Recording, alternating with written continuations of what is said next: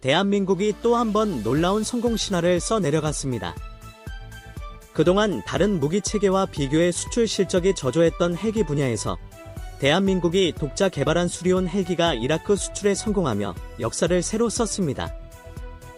사실 대한민국 방위산업에서 헬기 개발은 오랜 시간 아픈 손가락과도 같았습니다. 잠수함, 자주포, 전차, 미사일 등 다양한 분야에서 꾸준히 수출 성과를 올렸음에도 헬기만큼은 세계 방산 시장에서 뚜렷한 결과를 보여주지 못해 국민들의 안타까움을 자아냈습니다.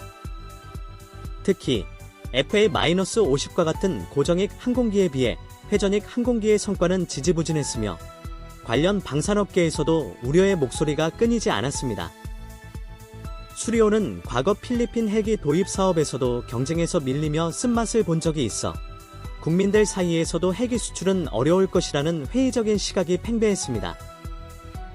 이에 따라 수리온은 마치 한국 방산의 천덕꾸러기처럼 여겨지기도 했습니다.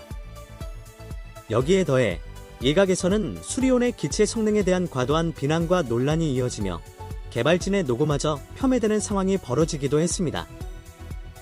그러나 이번 수출 성과는 그러한 우려와 비판을 모두 딛고 일궈낸 쾌거로 대한민국 방위산업의 저력을 다시 한번 세계에 알리는 계기가 되었습니다. 경우도 적지 않아 안타까움을 자아내기도 했습니다. 하지만 수리온의 이번 첫 수출은 앞으로 대한민국 헬기가 국제방산 시장에서 기술력을 인정받을 수 있는 초석이 될 것입니다. 그래서 준비했습니다. 오늘은 국산 헬기로는 첫 수출 계약 체결에 쾌거를 이룬 수리온과 앞으로의 전망에 대해 알려드리겠습니다. 대한민국이 이라크와 1,358억 원 규모의 수리온 헬기 계약을 체결하며 마침내 첫 헬기 수출의 성과를 거두었습니다. 필요 계약 수량은 2대에 불과하지만 138억 원이라는 계약 금액은 카이의 작년 매출 대비 3.6% 차지하는 적지 않은 금액입니다. 또한 첫 계약 물량은 적을지 몰라도 시제 기반이라는 말처럼 이번 수출을 기반으로 수리온의 추가 수출을 시도한다면 향후 대한민국이 거둘 수 있는 경제적 이익은 얼마든지 증대될 수 있습니다. 일례로 한국은 F-50과 KF-21 이전에 KT-1 웅비가 있었기 때문에 지금의 전투기 기술력과 수출 실적을 쌓을 수 있었는데요. 한국이 순수 독자 기술로 처음 개발한 항공기 있던 KT-1 개발 당시만 하더라도 한국의 항공산업 기술을 의심하는 눈초리를 집중적으로 받아야만 했습니다. 그러나 인도네시아의 일부 기체를 대여하는 것을 시작으로 점차 기술력과 완성도를 인정받으면서 인도네시아, 트루키, 페루, 세네갈 등의 도합 80대 이상이 수출되는 성과를 올린 항공기로 남았습니다. 또한 KT-1 수출은 단순히 80여 대에 해당하는 금전적 이익만 불러온 것이 아니라 F의 신도 방산 시장에서 맹활약할 수 있는 초석이 되었습니다.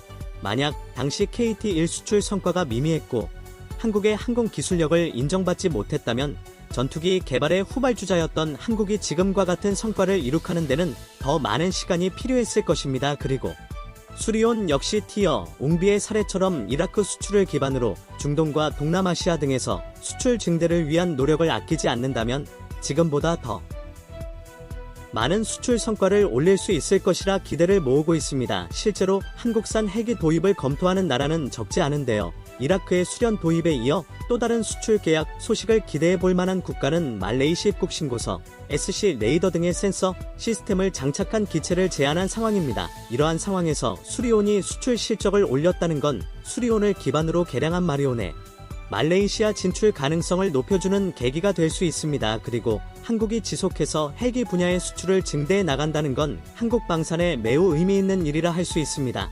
그동안 한국은 방위 산업 분야에서 가파른 상승세를 타고 있었지만 파-50K9 자주포 K2 전차 등 특정 분야에 집중되는 경향이 강했습니다. 물론 해당 무기 체계들은 성능과 가격 측면에서 모두 세계 최고 수준을 인정받은 것은 사실이지만 특정 분야에 집중된 방산 수출은 한국 방산의 한계로 지적되기도 했습니다.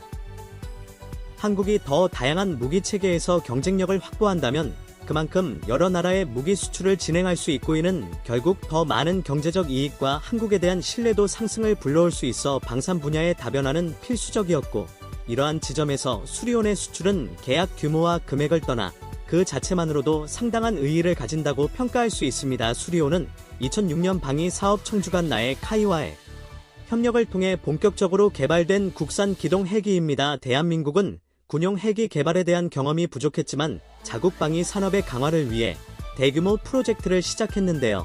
2012년 마침내 수리호는 개발 및 양산에 성공하며 육군에 실전 배치되었고 그 기동성과 안정성 덕분에 대한민국군에서 중요한 역할을 수행하게 되었습니다. 수리호는 본래 육군 기동 헬기로 개발되었지만 시간이 지나면서 그 설계와 기능은 더욱 다양화되었다.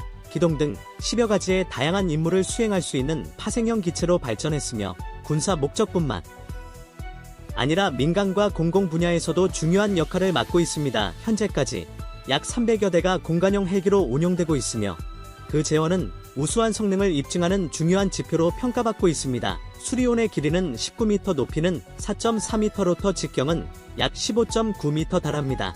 특히 넓은 로터 직경은 기체의 안정성과 기동성을 크게 향상시키는 장점을 갖추고 있습니다. 60.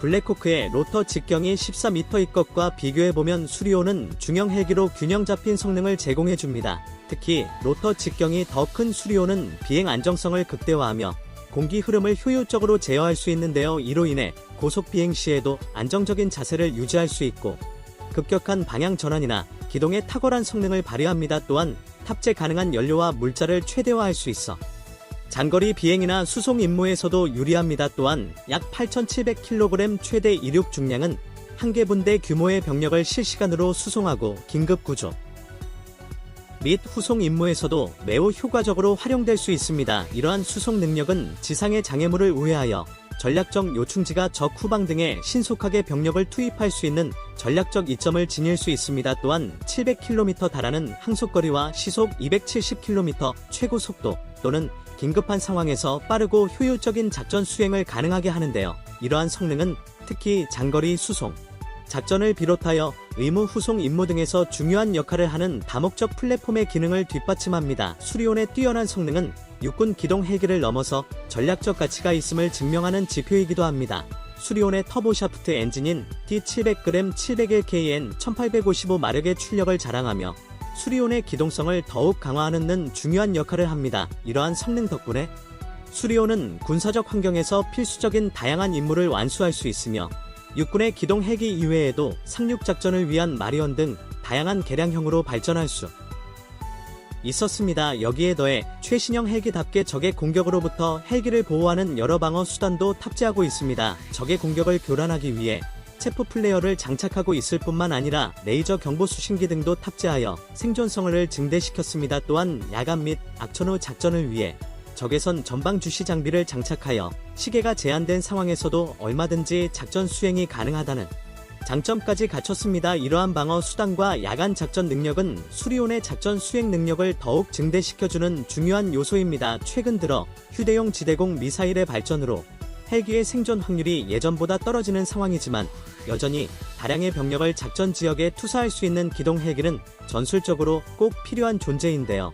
적의 대공 미사일을 방어할 수 있는 플레이어 등의 시스템은 직접적인 적의 공격에서 아군을 보호할 것이며 야간 작전을 가능하게 만든 적외선 전방 주시 장비는 적의 감시망 눈을 피해 작전을 수행함으로써 적군의 공격을 우회하는 전술적 기동이 가능하도록 만들어 줄 것입니다. 여기에 또 한 가지 주목할 점은 이번 이라크 수출 계약에 이라크 헬기 조종사와 정비 기술자 교육도 포함된다는 점인데요. 이는 헬기 기체 수출을 넘어 현지 인력의 기술적 역량을 함께 강화하는 중요한 요소로 작용합니다. 타이는 이라크 정부와 협력하여 조종사와 정비 기술자들에게 체계적인 교육을 제공하며 수리온 헬기의 안정적이고 효율적인 운용을 보장할 계획입니다. 이를 통해 이라크는 수리온의 운영 능력을 지속적으로 향상시킴과 동시에 한국의 헬기 기술을 현지에서 적극적으로 활용할 수 있는 기반을 마련하게 될 것입니다. 그리고 이러한 협력 과정은 단순히 일부 수량의 헬기 판매로 끝나는 것이 아니라 한국산 헬기가 중동 지역에서 조명받는 기회로 작용할 수 있습니다.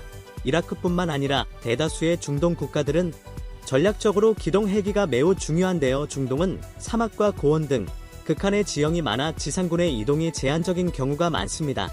그러나 기동 헬기는 이러한 지형의 단점을 극복하고 지상군을 빠르게 작전 지역으로 투입할 수 있기 때문에 앞으로도 중동 국가들의 기동 헬기 수요는 계속해서 증가할 전망입니다. 또한 자은 군사 분쟁으로 인해 대테러 작전이나 소규모 게릴라전이 빈번한 중동 지역의 특성도 기동 헬기의 필요성을 더욱 높이는 지점인데 따라서 이라크와 헬기 계약 및 조종 정비 교육까지 한 번에 체결한 한국은 이라크를 발판으로 사마 중동 지역에 더 많은 헬기 수출을 기대할 수 있을 것입니다. 더욱이 중동에는 사우디아라비아와 UAE 등 이미 한국산 무기를 도입하여 한국과의 방산 협력 관계를 맺고 있는 나라도 적지 않습니다. 부디 한국이 중동 시장을 발판으로 사마 헬기 분야에서도 미국과 유럽을 추월하는 기술 강국이 되기를 응원하겠습니다. 다음은 24년 11월 22일 특수작전 헬기 영상입니다. 인질 구출 정보 수집 정찰 주요 표적 제거 등 다양한 임무를 수행하는 특수부대에 있어 특수작전 헬기는 가장 든든한 파트너입니다. 특수작전 헬기는 일반적인 군용 헬기와 달리 특수부대의 요구사항에 맞게 설계된 맞춤형 기능을 포함하고 있는데요. 대표적으로는 저소음 로터 시스템과 흡음재를 활용해 적의 음향 탐지 시스템에 탐지될 위험을 최소화하는 저소음 설계 야간 침투를 위한 전자광학 및 적외선 시스템적 공격을 방어하기 위한 자가 방어 체계 실시간 작전 상황 공유를 위한 네트워크 중심전 능력 등을 보유해야 합니다. 이처럼 다양한 작전 요구 성능을 갖춘 특수작전은 적의 감시망에 포착되지 않고 특수부대를 작전 지역으로 투사할 수 있으며 특수작전 헬기의 성능은 곧 임무의 성패에 직접적인 영향을 미칩니다. 일례로 미국의 오사마 빌라덴 사살 작전 역시 작전 지역으로 미군의 특수전 부대를 침투시킨 특수작전 헬기의 공이 컸는데요. 이러한 특수작전 헬기는 미국보다 한국이 더욱 절실합니다. 한국은 다양한 특수부대를 운용하고 있음에도 불구하고 특수부대에 걸맞은 특수작전 헬기가 없다는 점을 오래 전부터 지적받아 왔는데요. 현재 대한민국 안보는 점차 증대되는 북한의 핵 위협에서 결코 자유롭지 못한 상황입니다. 불과 며칠 전에도 북한의 김정은은 핵무력을 한계 없이 강화하고 전쟁 준비 완성에 총력을 기울이라는 발언을 통해 한국을 자극했고, 이처럼 북한의 도발 수위가 높아지면 높아질수록 우리 대한민국에게 언제든 김정은 제거 작전에 투입할 특수작전 헬기의 필요성이 더욱 커지고 있습니다. 그리고 우리 군 당국 역시 특수작전 헬기의 필요성을 모르고 있지 않은 상황입니다. 한국은 약 3조 7천억 원의 예산을 투입하여 15대에서 20대 수준의 특수작전 헬기를 2031년까지 전력화하는 것을 목표로 하고 있는데요. 단순히 다수의 특수부대를 수송하는 것을 넘어 북한의 방어망을 회피하고 김정은과 수뇌부를 제거할 수 있는 특수작전 헬기가 도입된다면 이는 적성국가 대한 도발 억지력이 증대될 수 있습니다. 한국이 언제든 김정은의 목을 노릴 수 있는 무기체계를 보강한다는 것은 그 사실 자체만으로도 북한의 도발 의지를 크게 위축시킬 수 있는 전술적 효과를 얻을 수 있는데요. 현재까지 한국의 특수작전 헬기로 가장 유력한 기종은 로키드 마틴의 캐즈 53K, 보잉의 캐즈 47F2이 있습니다. 게다가 최근 주목해야 할 요소는 로키드 마틴의 자회사이자 캐즈 53K 생산하는 시코르스키 한국이 캐즈 53K 선택할 경우 한국에서 조립과 생산을 진행하겠다는 의견을 피력했다는 것입니다. 만약 한국에서 캐즈 53K 조립과 생산 공정이 진행된다면 한국 방산에 많은 도움이 될 수 있어 최종 기체 선정에 많은 영향을 미칠 수 있을 것으로 전망되는데요. 한국이 해외 무기를 도입하는 과정에서 현지 생산을 시행한다면 자연스럽게 헬기 기술에 대한 노하우를 습득할 수 있고 운용 과정에서 필요한 유지보수 역시 원활해지는 장점을 얻을 수 있습니다. 따라서 로키드 마틴과 시코르스키 이러한 제안은 향후 특수작전 헬기 선정에 적지 않은 영향을 미칠 수 있어 귀추가 주목됩니다. 그렇다면 캐즈 53K, 캐즈 47F의 장단점은 어떤 것들이 있는지 살펴볼 필요가 있는데요. 캐즈 53KN 미국이 운용 중인 캐즈 53이 슈퍼스탈리온 1 개량한 최신형 기체로 미 해병대에서도 총 200대가량을 도입할 예정입니다. 최신 디지털 설계와 고강도 엔진을 장착하여 현존하는 대형 기동 헬기 중 가장 강력한 성능을 자랑하는 기체로 평가받으며 특히 기동성 측면에서 우수한 성능을 보유하고 있습니다. 또한 최대 이륙 중량은 약 34톤 전 세계 헬기 중에서 최대 이륙 중량이 두 번째로 큰 기체입니다.